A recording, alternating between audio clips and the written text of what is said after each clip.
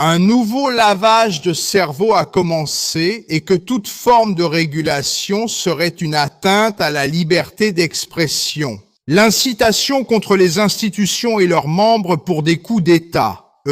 Non. Libre marché des idées. Toutes les idées doivent normalement être exprimées. En partant à nouveau d'une fausse prémisse, mais ici déjà instrumentalisée, selon laquelle il y aurait une égalité des conditions de débat sur les réseaux sociaux. Et non une manipulation extrêmement grave. Et un pouvoir gigantesque comme celui-ci, un pouvoir qui ne respecte pas les souverainetés, comme cela a également été dit ici dans les panels précédents, ce pouvoir doit être contrôlé. Les réseaux sociaux ne sont pas mauvais. Au début, les réseaux sociaux avaient encore une certaine forme d'intermédiation, qu'elle soit politique ou médiatique, afin que ces personnes puissent donner leur avis, participer aux discussions. Ainsi, cette nouvelle technologie est née comme un moyen censé, de façon utopique, garantir une universalisation de la démocratie. Que de personnes, que d'articles ont affirmé que les réseaux sociaux seraient la nouvelle agora grecque, où tout le monde aurait une opinion. Tout le monde pourrait, dans des conditions d'égalité, indépendamment de la condition économique, de la condition culturelle, tout le monde aurait la même possibilité d'exprimer son opinion, la même possibilité d'influencer l'opinion des autres. Qu'est-ce qui a mal tourné alors? Pourquoi y a-t-il eu la possibilité de manipulation sur les réseaux sociaux? Pourquoi y a-t-il eu et y a-t-il encore la possibilité de prendre pour cible certaines personnes, certains groupes sur les réseaux sociaux? Pourquoi? Parce que cette instrumentalisation extrêmement dangereuse est possible. Parce qu'au lieu de démocratiser l'opinion, il a été possible de manipuler les opinions. Précisément parce que nous tous, peut-être naïvement, et quand je dis tous, ce n'est pas seulement au Brésil, mais dans le monde entier, nous pensions tous, naïvement, que les réseaux sociaux seraient neutres. Et les réseaux sociaux, et par conséquent, ou en fait préalablement, les big tech, les grandes entreprises de technologie, seraient neutres, n'auraient pas leurs propres intérêts économiques, politiques, idéologiques. Et voyez-vous, les big tech ne peuvent pas avoir leurs propres intérêts politiques, économiques, idéologiques. Bien sûr qu'elles le peuvent. Mais elles ne peuvent pas faire semblant de ne pas en avoir. C'est là que résidait la naïveté générale. Et à partir de là, il y a eu une grande manipulation. J'ai sélectionné quelques extraits ici de la dernière encyclique du pape Léon XIV. La première encyclique du pape Léon XIV. La dernière peut déjà poser problème. La plus récente, la première encyclique du pape Léon XIV, qui traite précisément de cette question.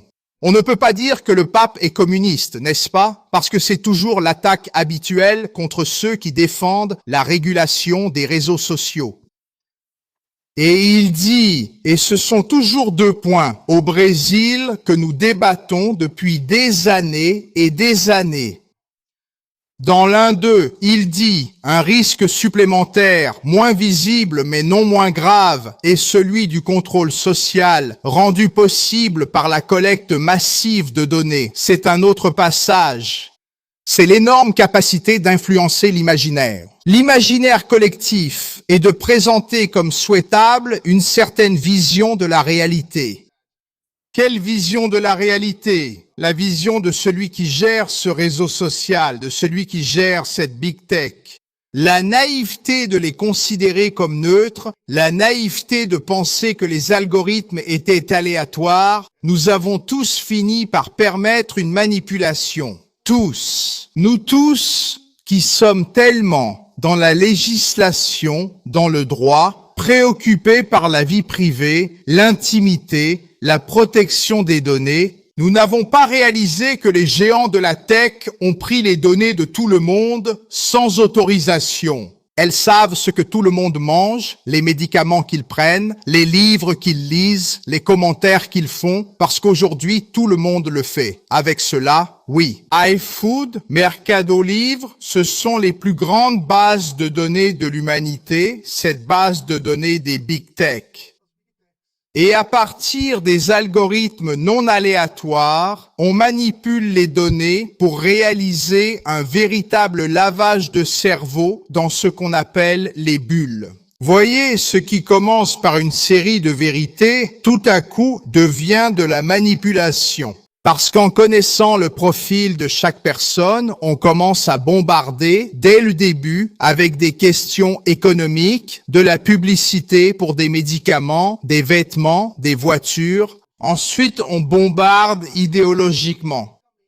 Et ensuite, ce qui est le plus grave, c'est de bombarder avec des attaques contre des personnes qui sont opposées à cette idéologie particulière. Regardez. Si vous avez toutes les données, vous avez la possibilité que l'intelligence artificielle fasse le profil de certaines bulles de la société et les cible massivement. Avec des informations manipulées, vous manipulez l'opinion. Ce qui se passe exactement, influencer l'imaginaire collectif, comme l'a dit le pape, c'est du lourd, c'est une catastrophe. Écoute, ce qui a commencé d'un point de vue économique, pour influencer par les chèques, on s'est vite rendu compte que c'était un pouvoir politique jamais vu et sans contrôle. Or, s'il n'y a pas de neutralité, et je le répète, on ne peut pas exiger la neutralité, mais on ne peut pas non plus faire semblant qu'il y ait de la neutralité. S'il n'y a pas de neutralité, il doit y avoir une régulation. Il n'existe pas, et je l'ai déjà anticipé dans mon discours d'ouverture, il n'existe pas d'activité économique dans l'histoire de l'humanité avec un tel impact sur la société qui n'ait pas été régulée. Et cela aussi est une constatation dans l'encyclique papale. A dit le pape, lorsqu'un pouvoir d'une telle ampleur se concentre entre les mains de quelques-uns, il tend à devenir opaque et à échapper au contrôle public. Dans un autre passage, dans le contexte numérique, le contrôle des plateformes, des infrastructures, des données n'est pas une prérogative des États, mais bien de grands acteurs économiques et technologiques. C'est un devoir, ce n'est plus seulement un droit, c'est le devoir des États. C'est un devoir de réglementer. Pas une réglementation qui exige la neutralité. Pas une réglementation qui restreigne la liberté d'expression. Pas la liberté d'agression. Pas le discours de haine. Pas l'incitation ou l'encouragement au suicide. Une réglementation qui porte sur quelques questions. Qui montre comment les algorithmes sont orientés. Pas le secret industriel des algorithmes, mais s'ils ne sont pas aléatoires, comment fonctionne l'orientation de ces algorithmes pour que vous, n'est-ce pas, pour que nous sachions ce qui arrive, ce qui part, ce que nous pouvons bloquer ou non? Une réglementation qui identifie les personnes.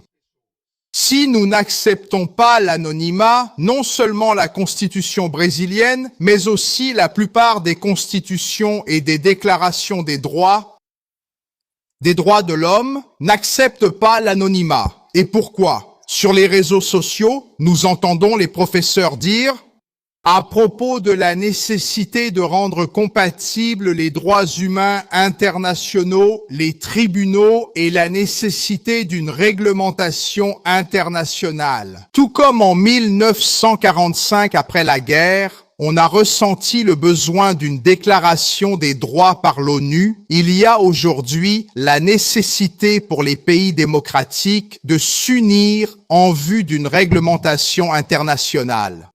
Et cela est urgent, parce que dans peu de temps, dans quelques années, les pays n'auront plus la technologie nécessaire pour empêcher la diffusion sur leur territoire.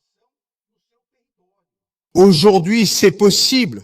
Les réseaux sociaux, les entreprises, les grandes entreprises technologiques qui ne respectent pas la législation des pays, qui ne respectent pas les décisions de justice, commettent des crimes. Aujourd'hui, il est possible de bloquer sur le territoire national. Bientôt, en raison des satellites en orbite basse, cela ne sera plus possible. Autrement dit, la souveraineté des pays sera et pourra être totalement bafouée. Il est nécessaire, rapidement, d'avoir une réglementation internationale pour garantir au minimum la dignité de la personne humaine et le respect de la démocratie et de l'état de droit.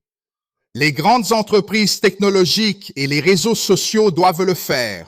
Et puis, les gens, des millions et des millions de personnes, n'est-ce pas, qui, comme je l'ai dit au début, regardent la vidéo du petit chien, sont des influenceurs, utilisent les réseaux sociaux. Elles auront aussi leur démocratie et la possibilité de continuer à vivre dans un état de droit garanti contre d'éventuelles manipulations de ces grands groupes économiques. Merci beaucoup.